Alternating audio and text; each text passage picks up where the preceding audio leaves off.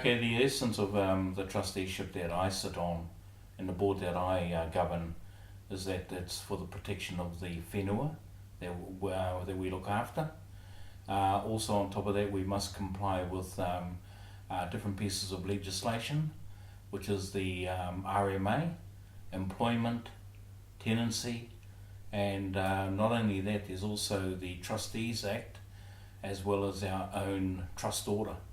So all of those bits and pieces must be in accord and aligned to any decisions that we make. Of course, we like to adopt a whānau approach to things, but ultimately it is all based on prudent personal business.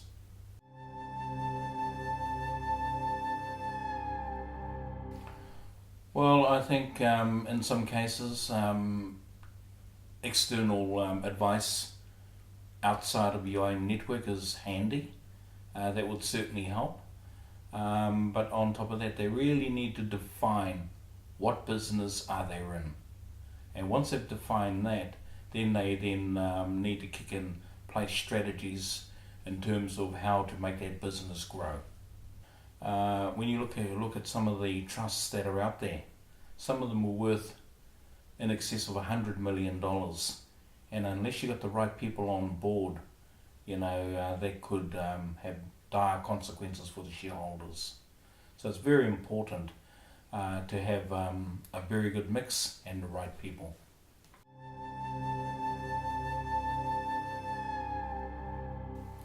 Well, some of the roles in that and responsibilities that the chairperson have is to show leadership and quite often provide advice. Not only do we have to set the plans, the vision, strategic planning, business planning, that is the responsibility of everybody around the table. On top of that, it covers a number of other things like meeting stakeholders and most importantly, setting agendas for monthly meetings if they are on that regular basis. And on top of that, accounting to the shareholders at the end of the year for the annual reports.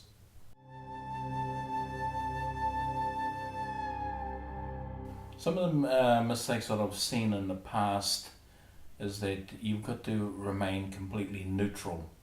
Don't take sides, listen to all points, and value everyone's input into the day-to-day running of the group.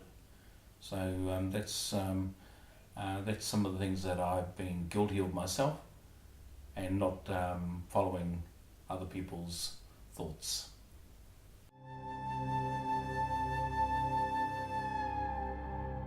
First and foremost, they must understand the documentation or the subject that they're about to make a major decision on. They must understand it thoroughly. Second part around that is that they probably will need to research that area to remove any fishhooks that could bring them down or could pose a problem. After completion of that research, then it's implementation of that subject at hand. Once it has been implemented, don't procrastinate, carry it through, have confidence in yourself.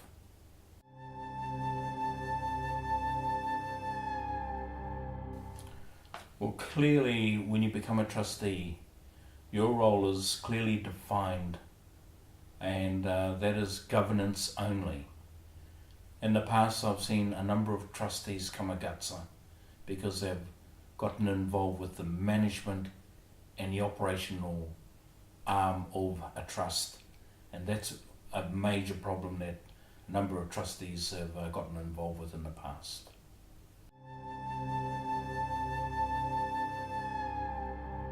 Well, I think in the past some groups have gotten away with it, and they've really managed by hope, and they've just got it right by accident.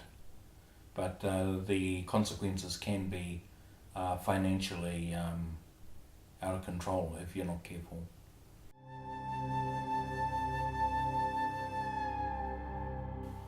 Well, I didn't create the team. The shareholders selected the trustees and what was available. I just made absolutely sure that they were all on the same page. In terms of some of the responsibilities, I made absolutely sure that they were aware of their importance to the whole matrix of our group.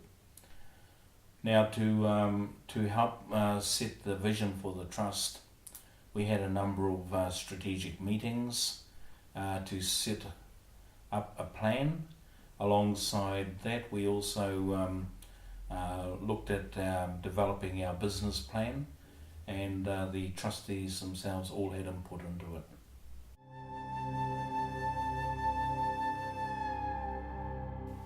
Depending on how you define that, because the performance, if it's around the table, it'll certainly show in where are things at. But there are some things we are not in control of. And one of them, as we've seen recently, was the weather, where the drought impacted on us. Another thing that we're not in control of is the interest rates. We can't be responsible for that. That's the way things are. And also on top of that, another thing that impacts on our business is the exchange rate, especially if you're trading offshore. So we have no control on that. And because of that very thing, we've been reduced to being price takers.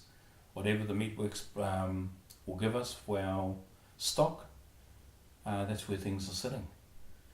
But in terms of helping ourselves around the table, we do have some influence there to make a difference.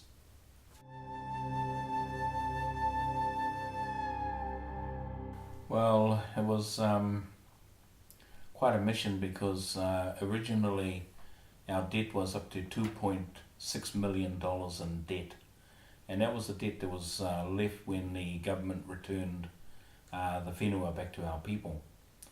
Over a period of time, it had become quite a concern to some of our senior shareholders, on the basis that there were a number of wāhi tapu and sites of significance all over Te Hape Station.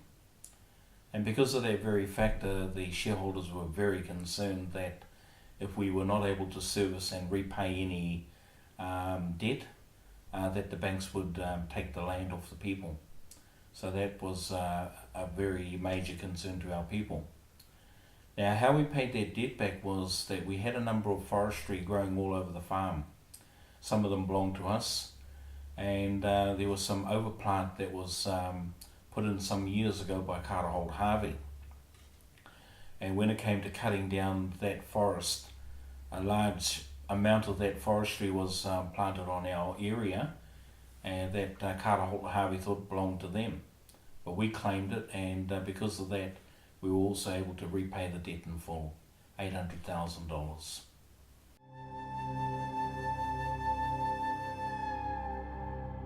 What I got out of it was that, on reflection, that a number of the other people in attendance have been and are in a similar situation as ourselves.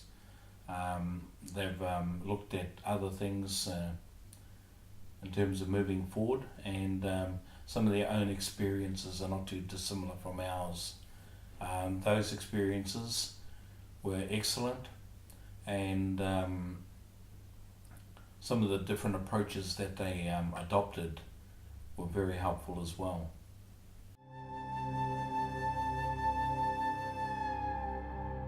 Well, the cost of not doing business and procrastinating, all that sort of thing, those are some of the things that I am concerned about. The messenger is normally the one who gets hammered. The message is nothing wrong with it, but depending on who is trying to put before any group an opportunity, and quite often it's the messenger that's going to get a hammering. Well, I think you need to analyse thoroughly what it is, the businesses that people are trying to introduce you to, or the opportunity, and look at it at face value and give it some credit, and you'll find that things would happen a lot easier and a lot better.